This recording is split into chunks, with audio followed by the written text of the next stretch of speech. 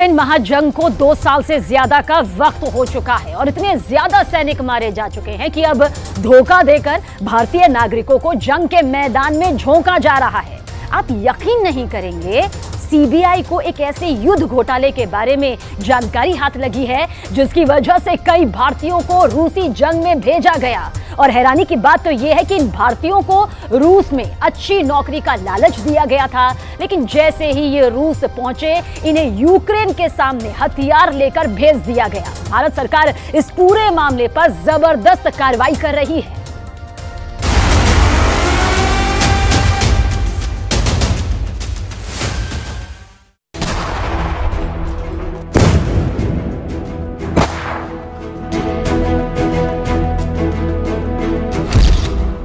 रूस यूक्रेन जंग, बारूदी नौकरी में फंसे भारतीय।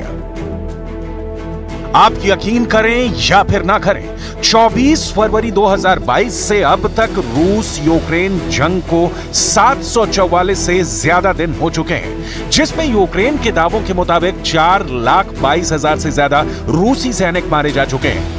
लेकिन अब यह भी खबर आ रही है कि रूस की तरफ से जंग करने वाले 3 भारतीय नागरिक मारे जा चुके हैं, जबकि 7 भारतीयों को मजबूर किया गया है कि वो रूस की तरफ से यूक्रेन के खिलाफ युद्ध करें। यकीन मानिए, इस वक्त रूस में युद्ध का ऐसा घोटाला सामने आया है जिसने सीबीआई को भी हैरान कर दिया है।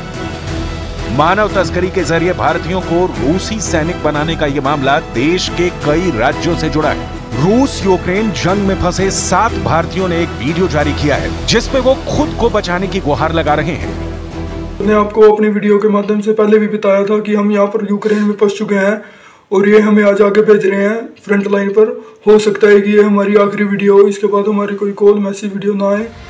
मोटी सैलरी, झूठे वादे और मानव तस्करी से जुड़ा रूस यूक्रेन युद्ध का ये जाल भारत के बड़े शहरों में फैला हुआ है। जानकारी के मुताबिक ये गिरोह अब सीबीआई की नजर में आ गया है, इसलिए धरपकड़ के लिए 7 मार्च को जांच एजेंसी ने दिल्ली, तिरुवनंतपुरम, मुंबई, अंबाला, चंडीगढ़, मदुरै और चेन्नई में 13 ठिकानों पर छापेमारी की। जानकारी के मुताबिक अब तक ऐसे 35 मामले सामने आ चुके हैं, जबकि 180 लोगों को भेजने के सबूत भी मिले हैं। बहुत सारे हमारे नागरिक जिनको रशिया भेजा गया यहाँ से झूठ बोलकर, ये मसला हम लोग रशियन सरकार के साथ, वहाँ के अथॉरिटीज़ के साथ हम लोगों ने लिया है ताकि हमारे नागरिक जो वहाँ फंसे हुए हैं वो अब वापस आ सके। हमारे यहाँ एजेंट्स हैं जिन्होंने इनको वहाँ पर रिक्रूट किया है, जो वहाँ भेजा है, उनके खिलाफ में हम लोगों ने एक्शन लिया है। कल सीबीआई ने एक रेड किया था। यह घोटाला इतना बड़ा है कि सीबीआई को इस मामले में भारतीय नागरिकों के अलावा रूसी नागरिकों को भी आरोपी बनाना पड़ा है। सीबीआई ने इस मामले की एफआईआर में एक रूसी नागरिक समेत वहां रहने वाले 3 लोगों को इस मामले में आरोपी बनाया है। आरोप है कि जिन लोगों के साथ धोखाधड़ी कर उन्हें रूस भेजा जाता था, उन लोगों को ये लोग वार जोन में झोंकने का काम करते थे। सीबीआई ने जिन 4 ट्रैवल एजेंटों के खिलाफ केस दर्ज किया है, उनके बारे में पूरी डिटेल भी आप जान लीजिए। दिल्ली की 24x7 RAS ओवरसीज फाउंडेशन के डायरेक्टर सुयश मुकुट के खिलाफ केस दर्ज किया गया है। वहीं मुंबई की OSD Bros travel and visa service private limited के डायरेक्टर राकेश पांडे पर भी केस दर्ज हुआ है। चंडीगढ़ की adventure visa service private limited के डायरेक्टर मनजीत सिंह भी इस मामले में फंस गए हैं, उन पर भी केस दर्ज हुआ है। जबकि दुबई की Baba vlogs overseas recruitment solution private limited के डायरेक्टर फैसल अब्दुल मुतालिब खान पर भी केस दर्ज हुआ है। इन एजेंटों पर आरोप है कि ये मानव तस्करी में लिप्त हैं और इन लोगों ने भारतीयों को रूस भेजा है। रूस यूक्रेन जंग, बारूदी नौकरी में फंसे भारतीय। वीडियो में सभी मिलिट्री डिजाइन वाली जैकेट और कैप पहने नजर आए 6 लोग पीछे खड़े थे, जबकि एक वीडियो बना रहा था। ये सभी लोग नया साल मनाने रूस गए थे। वहां उन्हें एक एजेंट मिला था जिसने उन्हें पहले तो रूस घुमाया, फिर बेलारूस घुमाने की बात कही। बेलारूस में एजेंट ने उनसे और पैसे मांगे, पैसे नहीं दिए तो एजेंट सभी को बेलारूस हाईवे पर छोड़कर चला गया। यहाँ पुलिस ने उन्हें पकड़कर रूस की आर्मी को सौंप दिया। हैरानी की बात तो यह है कि कुछ भारतीयों को यूक्रेन की तरफ से भी लड़ने के लिए भेजा गया है। इंडियन एम्बेसी से और भारत सरकार से हमारी हाथ जोड़ के निवेदन है कि हमें जल्द से जल्द यहाँ से निकाल दिया जाए और हमारे जैसे भारतीय भाई यहाँ पर और भी फंसे हुए हैं कृपया करके उनको भी निकाल लिया जाए। कोई रशिया में है, कोई यूक्रेन में है।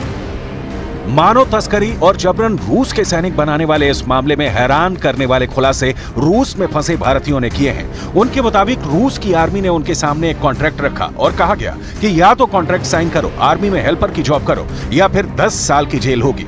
इन भारतीयों के पास कोई दूसरा ऑप्शन नहीं था, इसलिए उन्होंने कॉन्ट्रैक्ट साइन कर दिया, जिसके बाद उन्हें फ्रंट लाइन पर भेज दिया गया। बताया जा रहा है कि रूस में फंसे ज्यादातर भारतीय उत्तर प्रदेश, पंजाब और हरियाणा के रहने वाले हैं। मामले की जांच के दौरान पता चला है कि जब इस मामले के आरोपियों को दिल्ली स्थित रूसी दूतावास से वीजा मिलने में दिक्कत होने लगी तो उन्होंने तमिलनाडु में रहने वाली श्री विद्या नाम की महिला की मदद ली, जो इन्हें रूसी काउंसलेट के जरिए वीजा दिलाने में मदद किया करती थी और इस मामले के एजेंट उसे कुरियर के जरिए दस्तावेज तमिलनाडु भेजा करते थे। फिलहाल इस महिला से सीबीआई की पूछताछ लगातार जारी है। रूस का युद्ध घोटाला, सैलरी में मिली मौत। 2 साल से ज्यादा हो चुके इस युद्ध में अब तक 3 भारतीयों ने जान गंवाई है। इससे पहले विदेश मंत्रालय ने भारतीय नागरिकों से सतर्क रहने की अपील की थी। मार्च 2024 में मोहम्मद असफान रूस के जंग के दौरान मारे गए, जबकि फरवरी 2024 में हेमिल मंगूकिया भी युद्ध के दौरान मारे गए। मार्च 2022 में नवीन शेखरप्पा भी जंग के दौरान मारे गए। ये मामला पूरी तरह से मानव तस्करी से जुड़ा है। सीबीआई ने मानव तस्करी नेटवर्क से जुड़े इस गिरोह का भंडाफोड़ किया है। ये रैकेट विदेश में नौकरी दिलाने की आड़ में भारतीयों को रूस यूक्रेन युद्ध क्षेत्र में ले जाता था। इस मामले में सीबीआई ने एक रशियन नागरिक को भी आरोपी बनाया है। आरोप है कि क्रिस्टीना नाम की महिला रूस में भारत के भेजे गए लोगों को वॉर जोन में झोंकने का काम करती थी।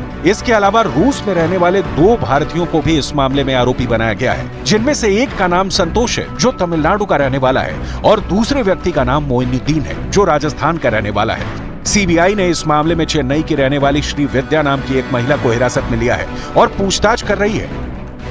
मोटी सैलरी के लालच में फंसे भारतीयों के लिए रूस में एक एक दिन भारी पड़ रहा है। अब देखना होगा कि विदेश मंत्रालय रूस में फंसे भारतीयों को कैसे निकालता है और सीबीआई इस मामले में क्या क्या खुलासे करती है।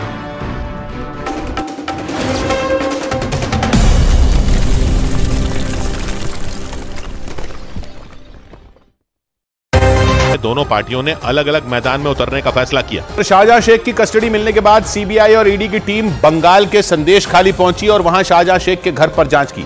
सीबीआई और ईडी की टीम के साथ फॉरेंसिक टीम भी संदेश खाली गई।